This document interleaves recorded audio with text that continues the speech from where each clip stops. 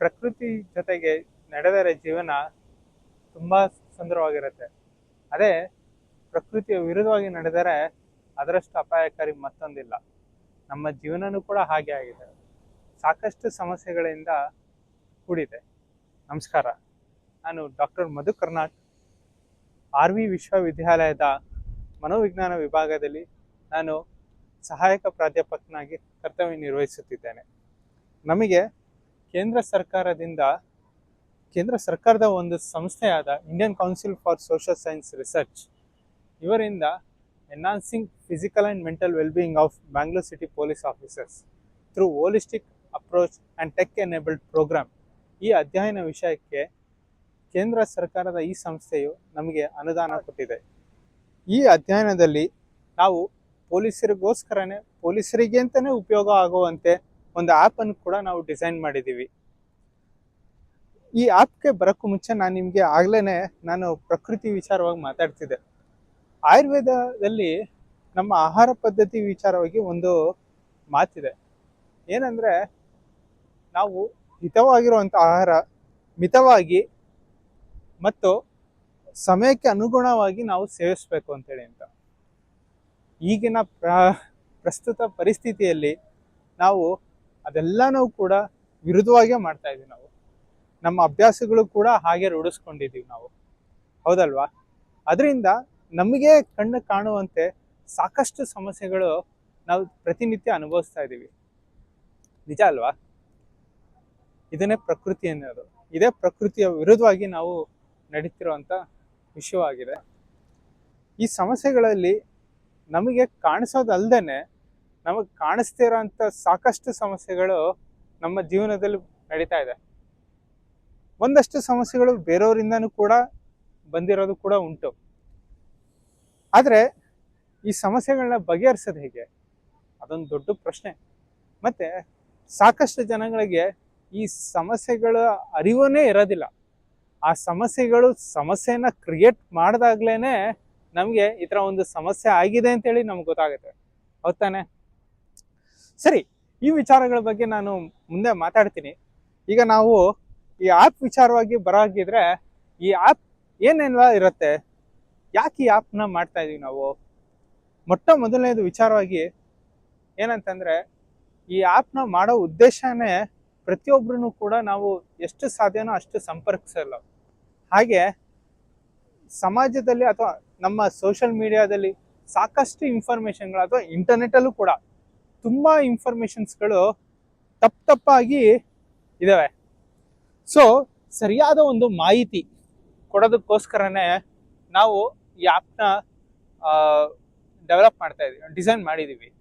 ಹಾಗೆ ಮಾಹಿತಿ ಜೊತೆಗೆ ಸೆಲ್ಫ್ ಎವ್ಯಾಲ್ಯೂಯೇಷನ್ ಕೂಡ ಇರುತ್ತೆ. ಹಾಗೆಯೇ ಸಂಪರ್ಕಿಸಲು ಕೂಡ ಒಂದು ಸುಲಭವಾದ ಮಾಧ್ಯಮ ಕೂಡ ಆಗುತ್ತೆ. ನಾನು ಇನ್ನೂ ಕ್ಲಿಯರಾಗಿ ಹೇಳಬೇಕು ಅಂತಂದರೆ, ಈ ಆ್ಯಪ್ನಲ್ಲಿ ನಾವು ಪೊಲೀಸರಿಗೆ ಅಂತಲೇ ಮಾಡಿಫೈ ಮಾಡಿರೋ ಅಂಥ ಸೂಕ್ತವಾದ ಸರಿಯಾದ ಮಾಹಿತಿ, ಅದು ತಜ್ಞರ ಮಾರ್ಗದರ್ಶನದಲ್ಲಿ ನಾವು ಈ ಆ್ಯಪ್ನಲ್ಲಿ ಇನ್ಕ್ಲೂಡ್ ಮಾಡಿದ್ದೀವಿ. ಹಾಗೆಯೇ ನಾವು ತಜ್ಞರ ಅಭಿಪ್ರಾಯಗಳು ಕೂಡ, ಅವರ ಸಲಹೆ ಸೂಚನೆಗಳು ಕೂಡ ವಿಡಿಯೋ ಮುಖಾಂತರದಲ್ಲೂ ಕೂಡ ನಾವು ಈ ಆ್ಯಪಲ್ಲಿ ಇನ್ಕ್ಲೂಡ್ ಮಾಡಿರ್ತೀವಿ. ನಾನು ನಿಮ್ಗೆ ಆಗಲೇ ಹೇಳಿದಾಗೆ ಈ ಸೆಲ್ಫ್ ಎವ್ಯಾಲ್ಯೂಯೇಷನ್ಗೆ ಸಂಬಂಧಪಟ್ಟಂಗೆ, ಉದಾಹರಣೆಗೆ ಸ್ಟ್ರೆಸ್ ಲೆವೆಲ್ ಎಷ್ಟಿದೆ, ಅಥವಾ ಬರ್ನೌಟ್ ಆಗ್ತಿದೆಯಾ, ಅಥವಾ ಆಂಕ್ಸಿಯಸ್ನೆಸ್ ಬರ್ತಿದೆಯಾ, ಅಥವಾ ಒಬ್ಬ ವ್ಯಕ್ತಿಯ ನಿದ್ರೆಯ ಮೌಲ್ಯಮಾಪನ ಬಗ್ಗೆ, ಹೀಗೆ ಸಾಕಷ್ಟು ಪ್ರಶ್ನೆಗಳು ನಿಮಗೆ ಅಲ್ಲಿ ಸಿಗ್ತವೆ. ಇದರಿಂದ ನಿಮ್ಮನ್ನು ನೀವು ಎವ್ಯಾಲ್ಯೂಯೇಷನ್ ಮಾಡ್ಕೊಳ್ಳೋದ್ರ ಜೊತೆಗೆ ಆ ಸಮಸ್ಯೆಗಳಿಗೆ ತಕ್ಕಂತೆ ಒಂದಷ್ಟು ಟೆಕ್ನಿಕ್ಸ್ಗಳು ಕೂಡ ಅದರಲ್ಲಿದೆ. ಇದು ಬರೀ ಮನಸ್ಸಿಗೆ ಸಂಬಂಧಪಟ್ಟ ಮಾತ್ರ ನಾವು ಈ ಆ್ಯಪ್ನ ಡಿಸೈನ್ ಮಾಡಿಲ್ಲ.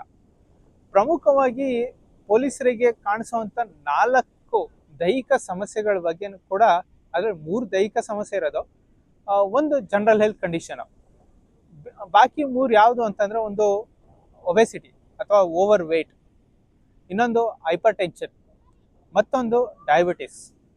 ಈ 4 ದೇಹದಕ್ಕೆ ಸಮಸ್ಯೆಗಳಿಗೆ ಸಂಬಂಧಿಸಿದಂತೆ ಇದರಲ್ಲಿ ಮಾಹಿತಿಗಳು ಜೊತೆಗೆ ಒಂದಷ್ಟು ಟೆಕ್ನಿಕ್ಸ್ಗಳು ಕೂಡ ನಾವು ಇನ್ಕ್ಲೂಡ್ ಮಾಡಿದ್ದೀವಿ.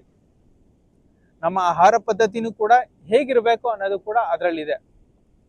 ಇನ್ನು ಮನಸ್ಸಿಗೆ ಸಂಬಂಧಪಟ್ಟಂತ ಸಮಸ್ಯೆಗಳಿಗೆ ಬರೋದಾಗಿದ್ರೆ ಈ ಸ್ಟ್ರೆಸ್ನ ಹೇಗೆ ಮ್ಯಾನೇಜ್ ಮಾಡ್ಬೋದು, ಪೇರೆಂಟಿಂಗ್ ಹೇಗೆ ಮಾಡಬೇಕು, ಮತ್ತೆ ನಾವು ತುಂಬ ಏನದು ನೆಗೆಟಿವ್ ಥಾಟ್ಸ್ ಇದ್ದಾಗ ಹೇಗೆ ಮಾಡಬೇಕು, ಮತ್ತೆ ಸಾಮಾನ್ಯವಾಗಿ ಕಾಣಿಸುವಂಥ ಮಾನಸಿಕ ಕಾಯಿಲೆಗಳ ಬಗ್ಗೆ ಒಂದಷ್ಟು ಇನ್ಫಾರ್ಮೇಷನ್ಗಳು, ಈ ಥರ ಸಾಕಷ್ಟು ಸರಿಯಾದಂಥ ಮಾಹಿತಿಗಳು ನಿಮಗೆ ಸಿಗ್ತಾ ಹೋಗ್ತವೆ.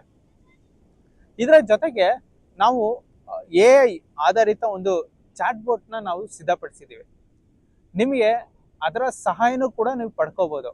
ನಿಮಗೆ ಬೇಕಾದಾಗ ಒಂದಷ್ಟು ಮಾಹಿತಿಗಳನ್ನ ಅದು ಡೈರೆಕ್ಟಾಗಿ ನಿಮಗೆ ಕೊಡುತ್ತೆ. ಹಾಗೆ ನಿಮಗೆ ಕ್ವಶನ್ಸ್ಗಳು ಕೂಡ ಅದರಲ್ಲಿ ನಿಮಗೆ ಸಿಗ್ತಾ ಹೋಗ್ತವೆ. ಅದರ ಉಪಯೋಗನೂ ಕೂಡ ನೀವು ಪಡ್ಕೋಬೋದಾಗಿದೆ. ಈ AI ಚಾಟ್ ಬೋಟ್ ಇರೋದು ಪ್ರೈಮರಿ ಕಾಂಟ್ಯಾಕ್ಟ್ ಥರ. ನಿಮಗೆ ಅದು ಕಂಪ್ಲೀಟಾಗಿ ನಿಮಗೆ ಅಲ್ಲಿ ಕೌನ್ಸಿಲಿಂಗ್ ಸಿಗೋದಿಲ್ಲ.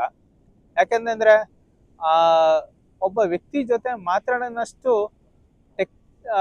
ಸ್ಕಿಲ್ಡ್ ಆಗಿ ಅಥವಾ ಆ ಮಾನವೀಯತೆ ಅನ್ನೋದು AI ಇನ್ನೂ ಕೂಡ ಬಂದಿಲ್ಲ. ಆದರೆ ಖಂಡಿತವಾಗ್ಲೂ AI ಪ್ರಥಮ ಸಂಪರ್ಕ ಸಾಧನವಾಗಿ ಖಂಡಿತವಾಗ್ಲೂ ಕೂಡ ನಿಮಗೆ ಸಹಾಯ ಮಾಡುತ್ತೆ.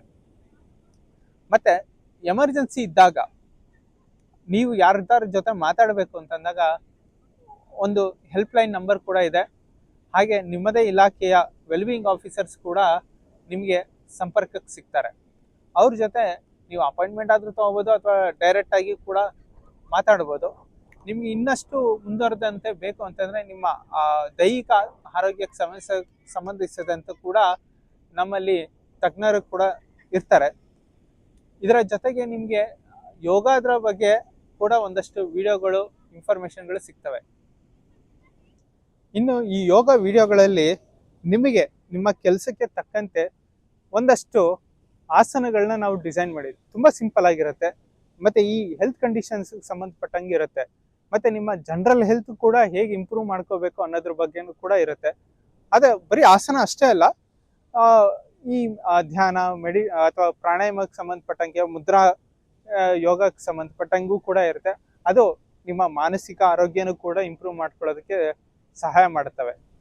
ಈ ಆ್ಯಪ್ ಬಂದು ಇದು ಸಾಮಾನ್ಯವಾಗಿ ಇರುವಂಥ ಬೇರೆ ಥರ ಇರೋಂಥ ಆ್ಯಪ್ ಥರ ಅಲ್ಲ ಇದು.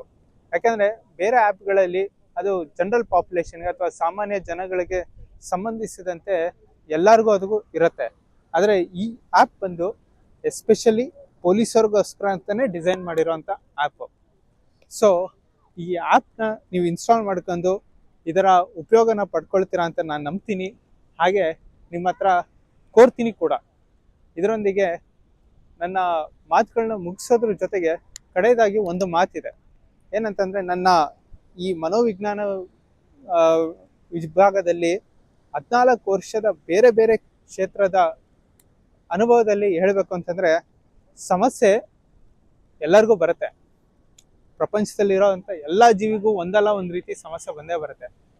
ಅದು ಬರೋ ರೀತಿ ಅಷ್ಟೇ ಬೇರೆ ಆಗಿರುತ್ತೆ ಅಷ್ಟೇ. ನಾವು ಆ ಸಮಸ್ಯೆನ ಎಷ್ಟು ಚೆನ್ನಾಗಿ ಅರ್ಥ ಮಾಡ್ಕೊಳ್ತೀವಿ, ಅದನ್ನು ಹೇಗೆ ನಿಭಾಯಿಸ್ತೀವಿ ಅನ್ನೋದೇ ತುಂಬ ಮುಖ್ಯವಾಗಿರೋಂಥ ವಿಚಾರ ಆಗುತ್ತೆ. ಇದರೊಂದಿಗೆ ನನ್ನ ಮಾತನ್ನು ಮುಗಿಸ್ತೀನಿ. ಧನ್ಯವಾದಗಳು.